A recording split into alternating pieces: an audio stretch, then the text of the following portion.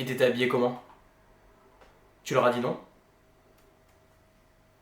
Tu leur as dit d'arrêter? Tu leur as dit stop? Tu leur as dit d'arrêter de te suivre? Tu devais porter une jupe, c'est ça?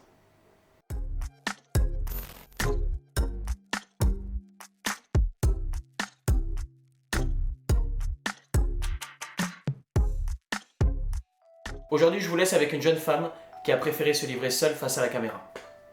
C'est un témoignage assez lourd, mais il est nécessaire pour comprendre ce que les victimes vivent tous les jours.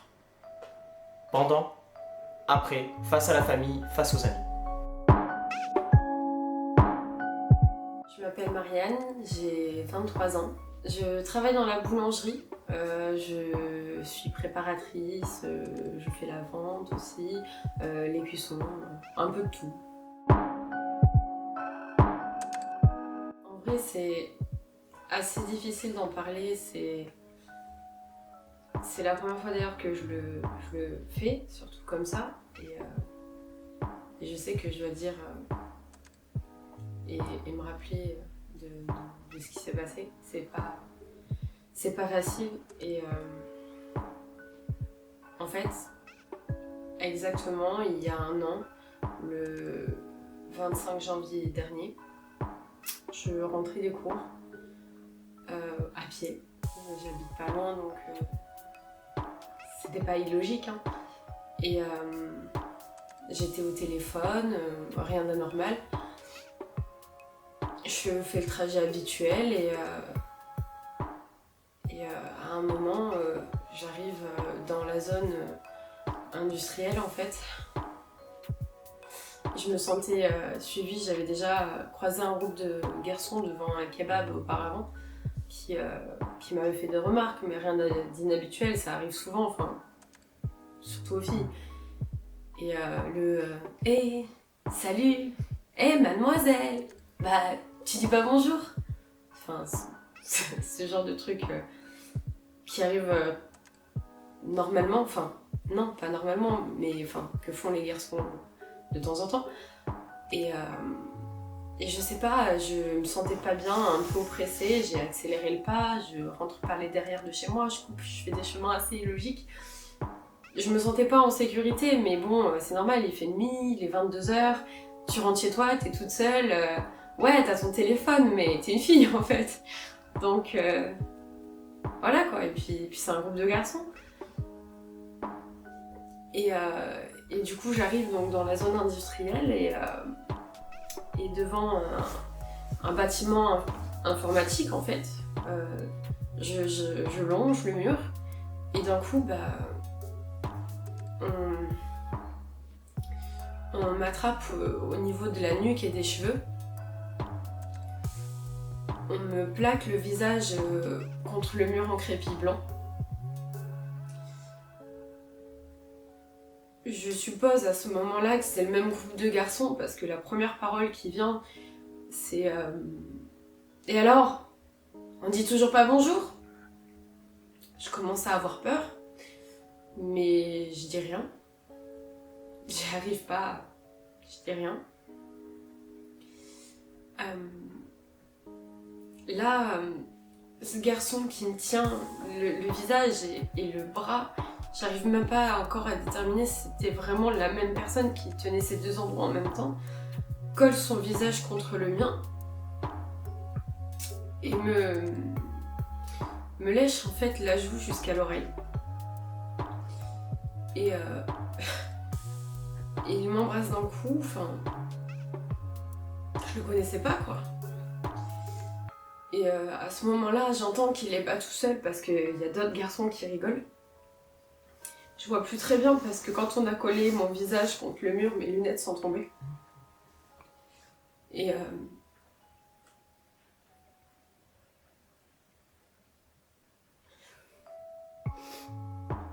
en fait, je portais un pull col roulé gris, pas celui-là, un plus haut et un peu plus ample et plus court. Enfin, plus court, pas court, mais enfin, je sais pas, c'est janvier, c'est l'hiver, il fait froid, donc j'ai quand même un gros pull. Et je portais un body en dessous, mais on le voyait pas. Et à À ce moment-là, je sens sa main qui rentre dans mon pull, qui me touche en fait la poitrine et qui commence à descendre et il me dit ah, mais quelle salope, tu cachais bien ton jeu, juste parce que je portais un body, mais personne ne le voyait en fait. Et du coup, il tire sur le body, tout en défaisant ma ceinture. Et bien sûr, nous les filles, on sait ce que c'est, un body, ça désaggrave. Donc pour tirer et le déchirer, faut tirer. Et ça fait mal. Et je leur supplie d'arrêter. Et je me mets à pleurer, mais je crie pas. J'y arrive pas.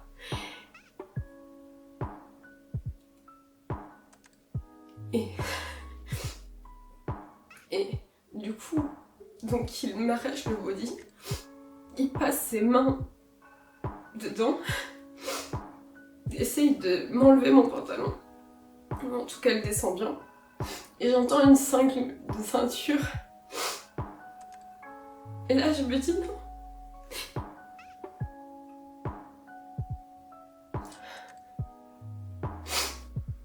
J'ai peur, j'ai très peur. Et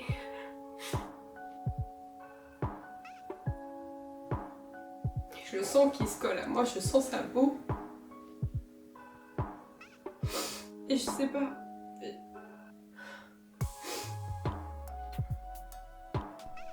J'ai vraiment très peur à ce moment-là. Et il a les doigts en moi et il me demande si j'aime ça. Non, mais je le dis pas. Et comme une enfant de 2 ans, je me mets à me faire pipi dessus. Véridique, pas dans le sens... Je m'urine dessus alors qu'il a la main en moi. Du coup, il me pousse par terre. Il essuie sa main contre mon visage.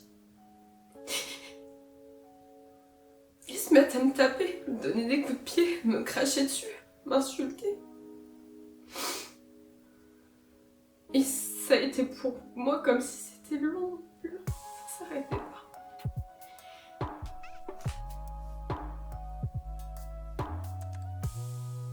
Et un de ses amis, là j'arrive à peu près à discerner combien ils étaient. Ils étaient 5. Lui attrape le bras et lui dit arrête, tu vas la tuer. Et je sais pas, j'ai fermé les yeux. Et j'ai attendu, j'ai pas bougé, j'ai pas appelé à l'aide, j'ai pas crié. Et j'ai attendu. Et quand j'ai ouvert les yeux, il n'y avait plus personne. J'étais toute seule par terre sur le seuil, sur un sol un peu mouillé. Pleine d'urine, de crachats. Et je me suis relevée. Je me suis réhabillée. Et je suis rentrée chez moi. Et je suis restée dans la salle de bain, là, enfermée, sous l'eau froide, habillée, quasiment toute la nuit. Du coup, le lendemain, en soi, la nuit s'est passée vite. Enfin, vite. Je suis restée sous la douche quasiment toute la nuit, et quand j'ai vu l'heure après, je me suis préparée pour embaucher. À ce moment-là, je travaillais dans un Super U. Super U dans la ville où j'avais grandi en fait, même si j'y vivais plus, j'habitais pas loin. Et ma responsable qui a toujours vécu dans le quartier de mes parents, me connaissait depuis toute petite, a vu que j'étais pas... Enfin, j'avais encore les cheveux mouillés gras, parce que forcément je m'étais pas douchée, juste mouillée. J'avais la lèvre entaillée, j'avais un début de bleu sur l'œil. Elle m'a demandé ce qui s'était passé et je lui ai souri en plissant les lèvres, mais ça se voyait que c'était pas vrai. Du coup, elle m'a emmenée dans le bureau des caméras. Et là, elle m'a demandé ce qui s'était passé. Je me suis effondrée en larmes.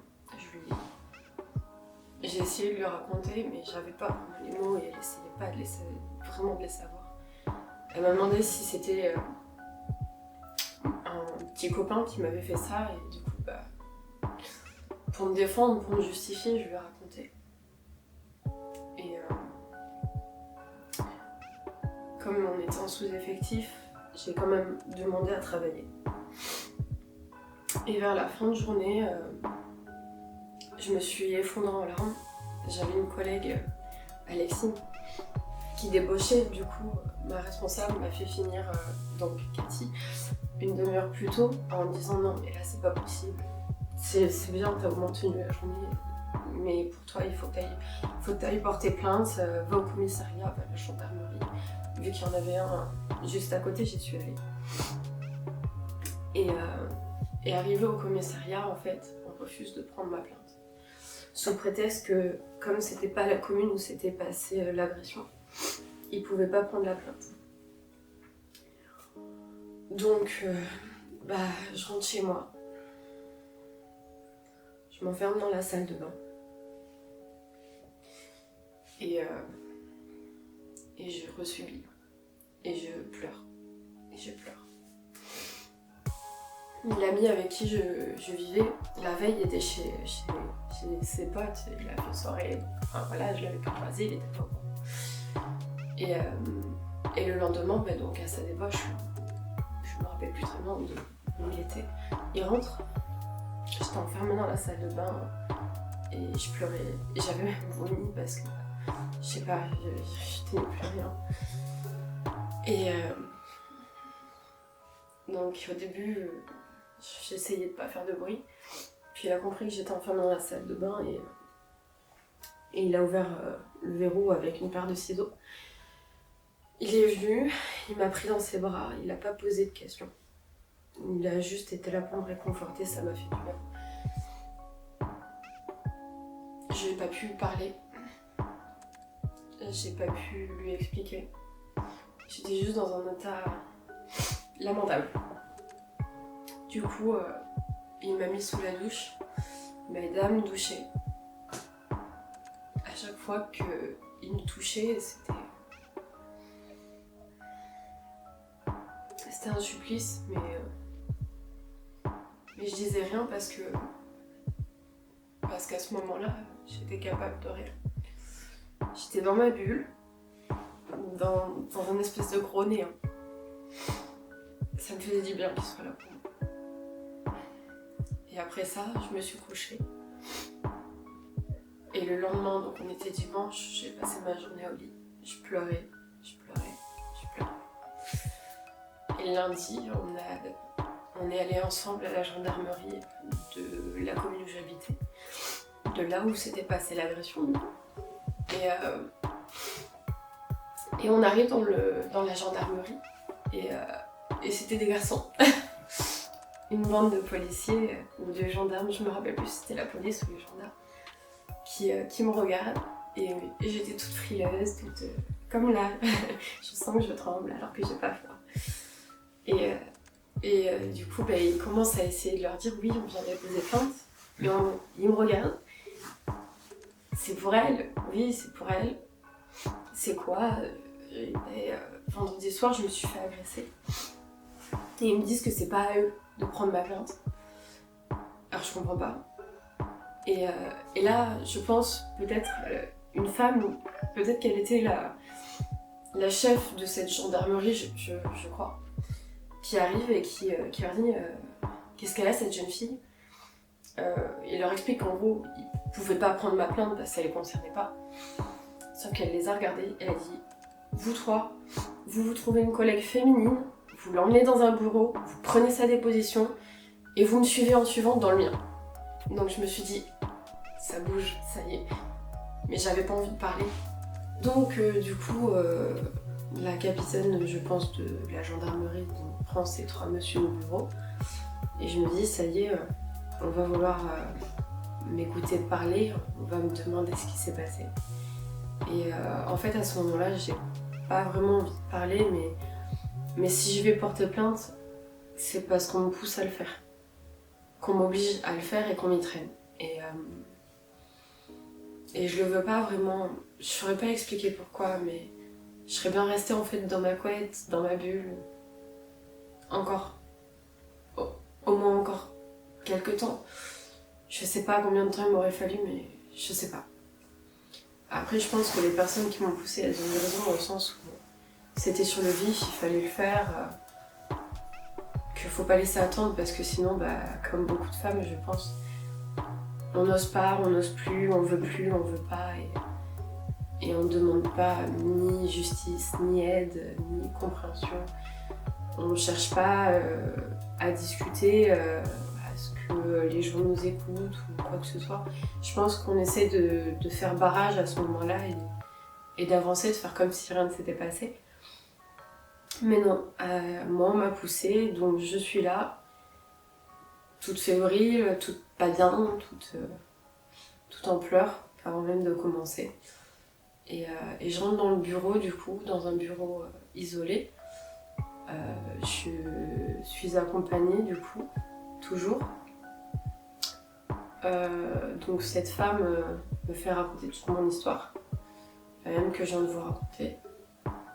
Je lui raconte une première fois. Elle me pose beaucoup de questions qui me gênent. Au début, j'arrive pas à donner tous les détails.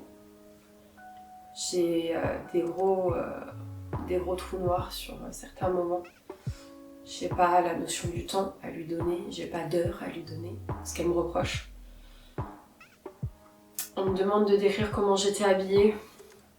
Je décris. Donc comme je l'ai dit, je portais un pull un peu plus oversize, col roulé, dans la même teinte à peu près que celui-ci, avec des grandes manches évasées, un pantalon noir, des bottines noires plates.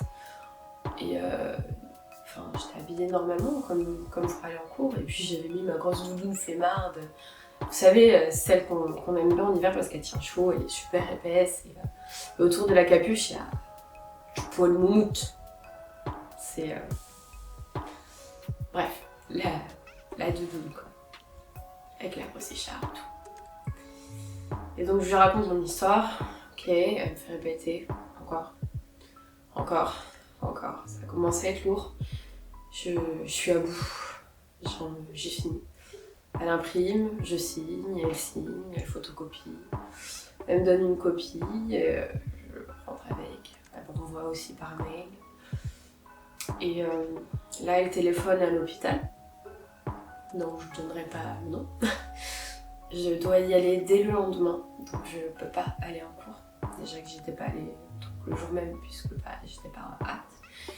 Donc le lendemain, je dois aussi me priver de mes études pour aller à un rendez-vous à l'hôpital, pour qu'on examine mes vêtements, pour qu'on examine mon corps. Ok. Donc déjà, j'empathie beaucoup, j'ai du mal.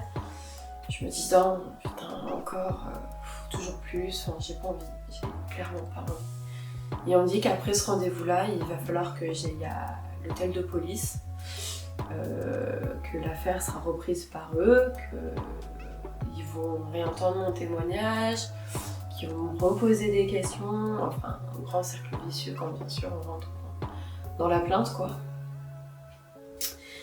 Donc j'ai porté plainte, je rentre chez moi, je pleure, je vais me coucher, le lendemain je me lève, je suis seule, je vais à l'hôpital et à mes dépens, je me rends compte que la personne qui m'attend c'est un monsieur. Alors je suis mal à l'aise, on m'a pas du tout décrit ce qu'il allait se passer. Je lui donne mes vêtements, mais je lui dis que du coup il y a eu de l'eau dessus. Forcément je me suis douchée avec, j'ai pris l'eau avec, voilà. Et au moment où je lui donne mes vêtements, je suis un peu ébahie par sa réaction. Il prend ma pile de vêtements, il voit mon body. Et il lâche un... Ok, il veut dire quoi ce... Quoi? Mais bon, je dis rien. Je suis toujours dans ma bulle. Il prend mes vêtements. Et là, il me demande de me mettre toute nue. Ok. On m'avait pas prévenu, donc forcément, j'étais pas préparée. Donc, je pleure. Il s'impatiente, hein. Et il me le montre ouvertement. Il n'est pas là pour que je fasse du cinéma. Il est pressé. Donc, bah... Je me déshabille. Et j'attends. Et je me cache, forcément, enfin, je me sens pas bien. Et ce monsieur donc me dit, bon, bah, je vais faire des prélèvements sur votre corps, mais d'abord, vous allez montrer où vous avez été touché en vous touchant là où ça a été touché, de la même façon dont ça a été fait. Ah, ok. Donc je dois revivre la scène 2 fois. C'était déjà un peu trop. Donc forcément, je pleure. Là, je vous le dis, j'ai beaucoup d'agacement parce que je trouve ça pas professionnel avec le recul. Je trouve ça très intimidant. Et si je m'étais écoutée, je me serais enfuie en courant. Donc bon, je fais. Puis il me colle des espèces de trucs dessus. J'avais l'impression qu'il m'arrache la peau. Il me touche, il me fait des prélèvements, tout. Il regarde. Ok. Une fois que l'heure c'est fini, bah, je m'en vais. Je prends le tram. Puis là, mon calvaire continue. Ok, j'arrive. Donc je rentre dans le commissariat de police. C'est très intimidant. Je me présente. Là, il y a un policier, je dirais... peut-être aussi un enquêteur, je sais pas, enfin ce monsieur, tout en uniforme, qui se pointe, du coup, qui est là pour moi, qui vient me chercher là où je l'attendais, et qui me met dans un espèce de petit box bureau, et je dois encore raconter, je dois décrire mes vêtements, et là encore, je vois sur son visage, ah ouais, fallait pas s'habiller comme ça, je le lis sur son visage, mais s'habiller comment? S'habiller comment? Là, j'ai beaucoup de colère en fait à ce moment-là. Je prends sur moi, de toute façon je pleure, je fais que ça, je pleure rien que ça à ce moment-là. Le monsieur aussi a l'air très impatient. Je me demande s'il avait des femmes dans sa vie. Parce qu'il n'a pas eu une attitude très affective ou compréhensive avec moi. Me parle mal, me met plus bas que terre. Donc s'impatiente. Là me fait comprendre qu'il a quand même une heure de débauche, que ça fait plus d'1h30 que je suis là à pleurer, que la gaminerie ça gonfle et que ce serait temps d'aller au film. Donc, on m'explique que du coup il y a des caméras de surveillance dans le secteur où j'étais, qu'ils vont toutes les réquisitionner, mais qu'ils ont une crainte, c'est que certains commerces ont des enregistrements qui ne dépassent pas un certain temps et de ne pas pouvoir les récupérer, et ils ont que 2 jours pour être mandatés et avoir le droit de les récupérer, ou une histoire comme ça. Je me dis super, ok. Donc bah voilà. Le gars me laisse en plan parce que j'arrive pas à finir ma redéposition avec lui. Et se barre, mais ouvertement, vraiment. Il prend ses affaires et se casse. Ok. Donc je pleure, je suis là, toute seule, sur un bureau. Et il y a un autre gendarme, enfin policier, beaucoup plus jeune, qui vient me voir et qui me demande si je veux aller boire un verre d'eau. Enfin, quelqu'un de plutôt gentil en vrai. Et ça m'a fait du bien qu'enfin on soit gentil avec moi. Donc il me fait prendre un verre d'eau, il m'amène à un distributeur, il me demande si je veux grignoter quelque chose, forcément j'avais rien envie de manger. Et il me prend quand même un Kinder, il me prend une poche de chips, au cas où j'ai envie de salé ou de sucré. Ça me touche, sa démarche. Il me fait même couler un chocolat chaud en plus du verre d'eau. Et tout ça en le payant lui-même, donc je trouve vraiment l'attention gentille, louable, touchante, tout ce que vous voulez. Il me dit que ça sert à rien de pousser plus et de rentrer chez moi et qu'on va me rappeler. Bon. Je signe les papiers, il récupère, il s'excuse pour son collègue parce qu'il a assisté peut-être aux 2 dernières minutes ou peut-être entendu, j'en sais rien. Je rentre chez moi, je pleure. Puis on me rappelle et on me demande de revenir pour revalider la confirmation. Puis on me demande aussi par rapport aux caméras certaines informations. Ils ont vidé, fouillé mon téléphone, tout. Puisqu'ils ont accès grâce aux opérateurs à tout ce qu'il leur faut, quoi. Et là ils me disent que sur les caméras ils ne trouvent pas, qu'ils ne voient pas l'agression, qu'ils ont fait un appel à témoin qu'il n'y a pas de témoin. D'accord, bon, bah, je pleure. Ça devient habituel à ce moment-là. Et une semaine après, donc, ils m'appellent et ils me disent que si jamais ils trouvent des gens pouvant ressembler aux pseudo-descriptions que j'ai pu faire, faudrait que je vienne les identifier, qu'il y aura un procès, même s'il n'y a pas... Enfin, je crois qu'ils me disent que même s'il n'y a pas de personnes à nommer, enfin, il a la possibilité de m'entendre et de me demander. Et puis, ok. Sauf que bah, ça fait 2 semaines, 3 semaines que je vais plus en cours. Donc je commence à en avoir marre, qu'on me demande tout le temps de faire des déplacements. Et je tombe avec un monsieur au téléphone et je lui dis c'est plus possible. Je vais plus, je sors plus, je respire plus, je vais plus en cours. Je veux pas passer ma vie dans la gendarmerie, enfin, dans le centre de police, quoi. Le mec comprend, il me dit que bah, ils vont classer mon dossier et qu'ils vont l'envoyer au juge et que c'est le juge qui décidera s'il le clôture ou pas. Donc il y a un mec encore qui va décider de si j'ai le droit d'avoir une justice ou pas. D'accord. Et j'ai eu un autre appel. Même topo. Pas grand chose de dit de plus. Je pleure. Je leur dis que je peux plus, humainement, je peux plus, ça me détruit, ça me bouffe.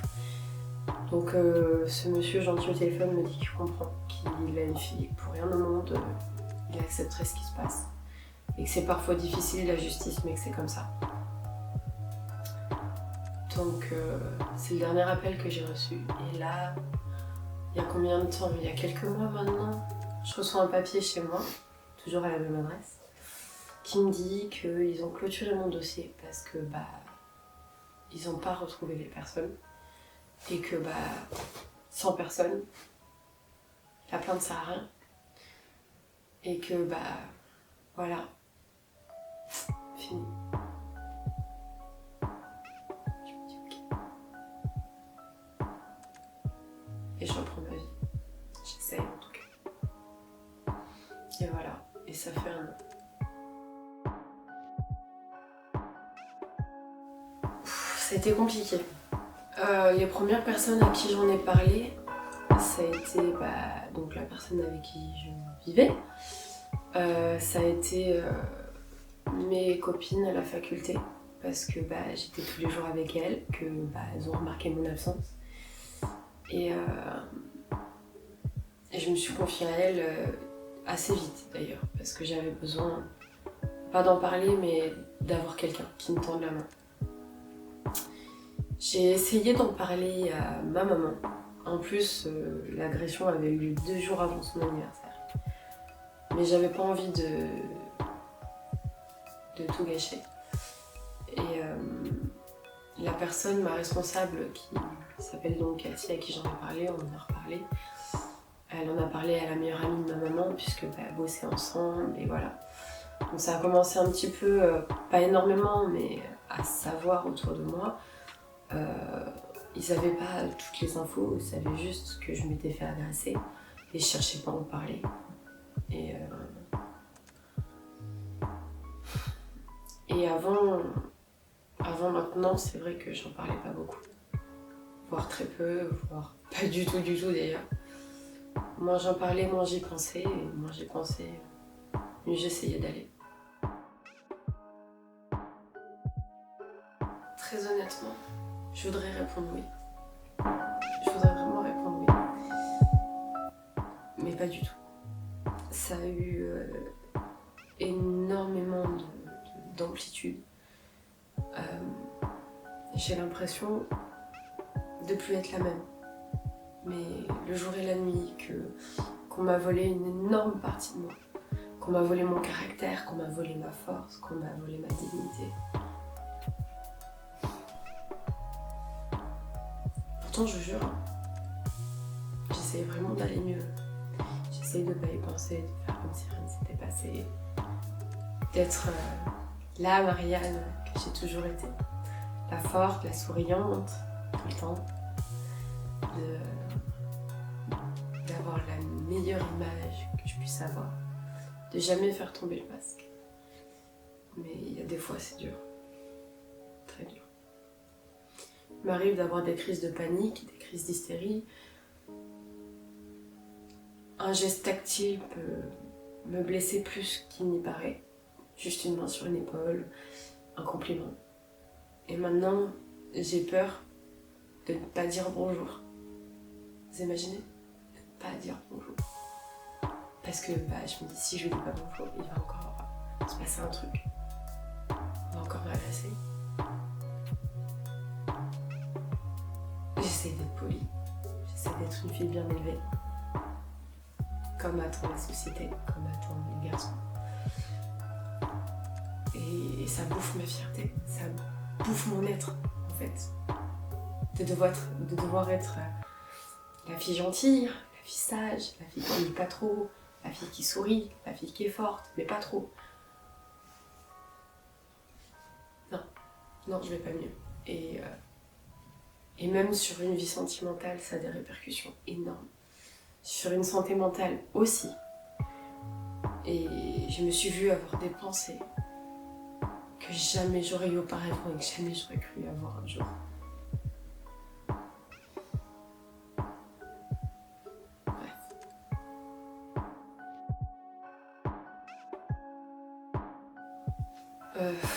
Ce que je fais pour aller mieux.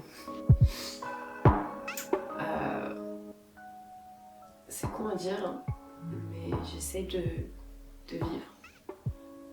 Sans vraiment vivre. Genre, j'ai changé de boulot. Je suis passée à un quota horaire de 35 à 46 heures semaine. Je commence très souvent à 5 heures du matin et finis à 13, 14 heures, 15 heures. Et après, je vais en cours. Toujours en cours d'art plastique. Je finis tard. Je rentre chez moi. Au début de l'agression, je pouvais pas me poser parce que si je posais, je réfléchissais. Donc je faisais du ménage, je faisais les courses, je faisais la cuisine, je faisais tout. Sauf que je déraillais, ça allait pas. Ça allait pas du tout. J'étais fatiguée, je tournais en rond, on aurait dit un lion en cage. Et puis derrière, j'ai décidé du coup de prendre un chien que j'ai vu sur Facebook qui allait être euthanasié parce qu'il était handicapé. Et je me suis dit que c'était pas parce qu'on était différents qu'on pouvait pas être aimé. Donc j'ai adopté un chien, un husky sibérien, handicapé. Donc je me suis dit oui, il va me protéger. C'est plutôt moi qui le protège parce qu'il dépasse pas la taille de mes mollets. Alors même s'il a une tête de loup, qu'il a une mâchoire énorme, il ferait pas peur à deux mouches. Hein. Et ça m'a fait du bien. Par contre, prendre cet animal, ça m'a fait beaucoup de bien. Ça m'a apporté beaucoup de joie. Et ça m'a fait oublier beaucoup de choses parce que du coup, je m'occupais d'un autre petit être. Et vraiment, ça m'a soulagée pendant longtemps. Mais ensuite, il y a eu des moments compliqués où je faisais des cauchemars, j'avais des sautes d'humeur, j'étais hyper émotive et je pouvais m'en prendre à des personnes qui méritaient pas ça. Je pouvais très mal réagir au contact physique, comme je l'ai dit. Main sur l'épaule, main sur la main mains qui me touchent le visage, les cheveux. La proximité me dérangeait. Et quand j'étais encore au Super U, il y avait beaucoup de petits vieux qui venaient prendre le café. J'étais leur caissière préférée. Et du coup, ils venaient, ils étaient tactiles, ils me prenaient par les épaules, ils me touchaient. Rien d'abusif, hein. Ils me touchaient un peu la jambe parce que moi je suis assise sur les caisses automatiques en soi. Donc c'est un poste où je suis à proximité de tout. Donc ils venaient prendre le café, tout ça, sauf que des fois, j'avais envie de partir en courant. J'avais envie de leur jeter le café dessus. Mais c'était pas... j'avais envie, c'était l'instinct qui me parlait. Je pétais un plomb. Tous les mecs dans la rue, c'était les mecs qui m'avaient agressé. Tous les mecs qui me regardaient, je les regardais. Je marchais plus vite, je baissais la tête. J'ai arrêté de sortir. J'ai arrêté de voir mes amis. Je sortais plus de chez moi. Le seul moment où je me sentais en sécurité, c'était dans ma voiture et je verrouillais toujours. Fallait que je conduise très vite quand il y avait quelqu'un à côté de moi. Pas dans la voiture, mais à l'extérieur, s'il y avait un homme. Fallait très vite que je le passe. Fallait pas que je le voie. Donc c'était assez compliqué à vivre. Et maintenant, c'est pire. Parce que je le contrôle pas. J'ai peur de ce dont je suis capable parce que il y a des moments dans mes crises d'hystérie, je peux casser des trucs, je peux peut-être... j'ai peur de me blesser ou de blesser quelqu'un. Et c'est assez flippant de pas se reconnaître comme ça. Ouais. Moi, il y a beaucoup de choses que j'aimerais dire aux femmes qui ont vécu la même chose que moi. Aux hommes aussi.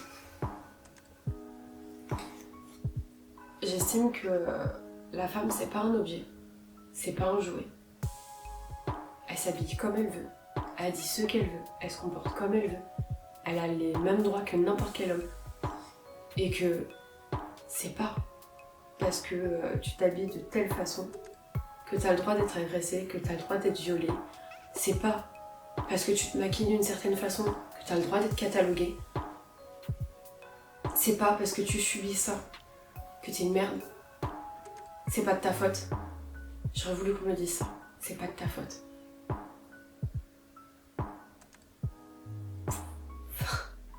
Pour les garçons, j'ai envie de vous dire, les gars, arrêtez d'être lourds.